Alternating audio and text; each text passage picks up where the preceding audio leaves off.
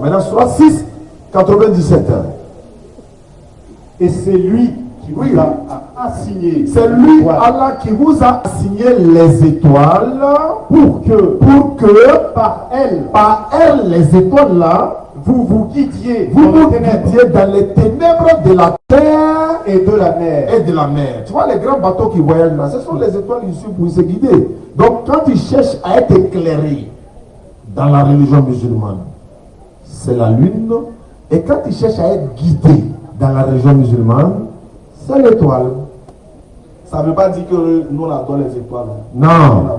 Ouais, c'est 41, comme il y en a sur 41, 34, non? De quoi? C'est-à-dire que en fait c'est un symbolisme. La lune et les étoiles sont un symbolisme.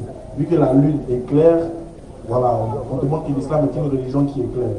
Puisque les étoiles guident, on te montre que si tu cherches la guidance, ben deviens musulman parce que c'est la religion de la guidance. C'est juste des symboles. Rien à voir. Il y a des mosquées où ça n'existe pas, il y a des mosquées où ça existe. Tranquille, c'est pas, ça change rien. Bah, si un chrétien te dit ça, il faut le dire Matthieu chapitre 2, verset 1 à 5. Les mages là, quand Jésus est né là, c'est l'étoile qui les a guidés jusqu'à on parlait leur montrer où le roi est né. Maintenant, quand ils étaient en train de suivre l'étoile là, c'était pour quoi? Ils étaient à l'adorer ou bien c'était une guidance? Matthieu chapitre 2. Et bien même, pour ne pas aller plus loin, la Bible de Jérusalem nous dit ici, Ecclésiastique 43, verset 6 à 7. La lune exacte, c'est par elle qu'on compte les temps et c'est les fêtes là. On les joue par rapport à la lune. Dans la Bible, hein, si quelqu'un dit c'est faux, on va ouvrir les Écritures. Bonne arrivée à Djamé. Merci beaucoup. Les gars. Donc, tu vois, ils arrivent au Carrefour, ils mettent le cours. Tu vois, il y a des coris, il y a du riz. Et puis il y a l'argent. Les gens, enfin, ils ne donnent pas aux gens, ils versent ça au Carrefour. Donc, il paraît que le premier qui passe, on prend sa chance. Ils n'ont pas encore tombé, c'est un gars qui est bailli. Le jour, un poisson va passer dessus là. Tu as lu l'air. Tout ça là, il y a des musulmans qui le font. Allez, dit, oh les croyants, le vin, les jeux de hasard, les flèches de divination, vas-y frère. Ne sont qu'une abomination. Allez, dit, il n'a pas dit c'est un péché, hein. Il a dépassé le péché, il dit ce sont une abomination. Vas-y. Œuvre du diable. Œuvre de qui? Œuvre du diable. Œuvre du diable. Vas-y frère. Écartez-vous-en. Allez, dit, écartez-vous-en. Afin que vous réussissiez. Afin que vous réussissiez. C'est-à-dire, tant que tu es dedans là, tu ne peux pas réussir. Ah, qui a joué l'auto gagné et puis il a construit l'immeuble? Qui? Il va perdre 10 millions et puis lui gagne 100 000, il est content. Il y est fermé. Il y a déjà ils sont déjà même depuis hier.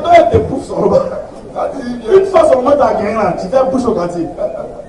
Là, quand tu as mis dedans avant de gagner 100 000, tu te rends compte. Allez dire, écartez-vous-en afin que vous réussissiez. C'est-à-dire, tant que tu es dedans, tu ne peux pas réussir. Et puis quand on n'est pas de la réussite là, ce n'est pas la fortune seulement.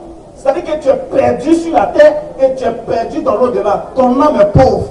On te voit, tu es bien habillé, mais de ton fond, tu es sale. Qu'Allah nous donne la bonne compréhension. Qu'Allah nous aide à sortir de là. Donc, les joueurs de l'auto, commencez à garder votre argent. Vous allez voir que ça va vous faire vous-même du bien. Parce que l'argent que tu dépenses dans l'auto, là, si tu gardais, puis si tu comptes, tu vas voir que ça peut faire ton projet. Qu'Allah nous donne la bonne compréhension. Amina. Voilà un peu pour répondre à la question, Inch'Allah. Juge 13, et puis on va terminer. Juge chapitre 13, verset 4. Bon, 3 à 4. Un ange de l'Éternel apparut à la femme et lui dit, oui, voici, oui, tu es stérile, oui, et tu n'as point d'enfant. non, Tu deviendras enceinte. tu vas tomber enceinte. C'est la femme de Manoah. L'ange de l'Éternel apparut à Manoah et sa femme, et il est en train de donner des ordres maintenant. Comme ta femme est stérile, bon, voici, tu es stérile, tu vas enfanter, Et tu enfanteras un fils. oui, tu vas enfanter un fils. Maintenant, prends bien garde. Maintenant, voilà les conseils qu'on te donne. Ne bois ni vin, Il ne faut pas boire du vin, ni liqueur forte, ni liqueur forte. et ne mange rien Il ne d'impur. faut rien manger d'impur tel que le porc et tout ça. Parce que quoi? L'enfant va être consacré à l'Éternel. Comme dans Luc chapitre 1, verset 13, Jean-Baptiste 15, Luc 1, 15, Jean-Baptiste ne boira ni vin, ni liqueur enivrant, car il sera rempli du Saint-Esprit. Alors que la plupart de nos frères chrétiens, ils ont le Saint-Esprit, mais ils continuent de boire l'alcool. C'est pas logique, c'est pas normal. Il y a beaucoup de versets de l'interdiction de l'alcool, mais bon, ça là c'est déjà suffisant. Soit 43, j'ai fini rapidement sur ça. 68 à 70. Écoute ce que Dieu promet aux musulmans. Vas-y. ô mes serviteurs, Dieu dit, oh mes serviteurs, toujours pareil écrit la Sourate 33, 59. Oh mes serviteurs, vous ne devez avoir aucune crainte aujourd'hui. maman, j'avais peur, je te posais la question, mais est-ce qu'il va me mettre en enfer pour me brûler un peu, pour me faire sortir après? C'est pas un loco. Vas-y frère. Vous ne serez point affligés. Il dit, vous ne serez, d'abord, vous n'avez aucune crainte. Deux, il dit, vous ne serez point, il n'a pas dit pas, vous ne serez point affligés. Vas-y. Ceux qui croient en nos signes Ceux qui croient en nos signes et sont musulmans, deux, ils sont musulmans, entrez au paradis. entrez où ça? Au paradis. Non, attends, c'est pas écrit passer par Au enfer. paradis. Ils ne vont pas nous brûler un peu. Au paradis. Est-ce qu'ils ne vont pas nous griller un peu en enfer pour nous ramener au paradis? Entrez au paradis, vous et vos épouses. C'est un ordre, on dit entrez, Edo, c'est quoi Edo? Ana Muzo. Edo. Checkmana au côté Dieu dit de Ana Muzo. entrez au paradis. Mariez-vous. Il crie sur ta tête, entre là-bas. Il m'a dit ton pari, toi, rentre. Tu cours pour rentrer. Il n'a pas dit tu vas passer là-bas d'abord. Tu vas te châtier un peu vite. Non, c'est pas chez nous. Chez nous, ça ne se fait pas. Le musulman qui se répand quand il meurt, c'est paradis sûr. Clair, il n'y a pas de débat. C'est bon. Où est vos épouses?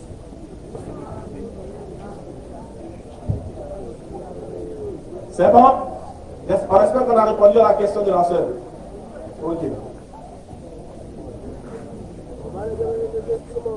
Non, mais alhamdulillah. Voilà un peu ce qui a été dit. Je pense que la jeunesse de Bracody, c'est ce qu'on m'a dit. Voilà, vous avez pris bonne note. Vous avez été heureux d'être là. Nous aussi également. L'objectif de cette rencontre, de ce genre de rencontre-là, c'est de sensibiliser la jeunesse musulmane. Raffermir la foi des uns et des autres, montrer que l'islam est la vérité et en même temps pour dire on peut commettre des erreurs et puis se repentir. Exactement. Allah dit repentez-vous avant que la mort ne vienne. Donc on est un corps vivant, on se repent. Celui qui avait l'habitude d'agresser les gens là, voilà, il n'a qu'à penser même à la communauté, il n'a qu'à passer à son homme lui-même.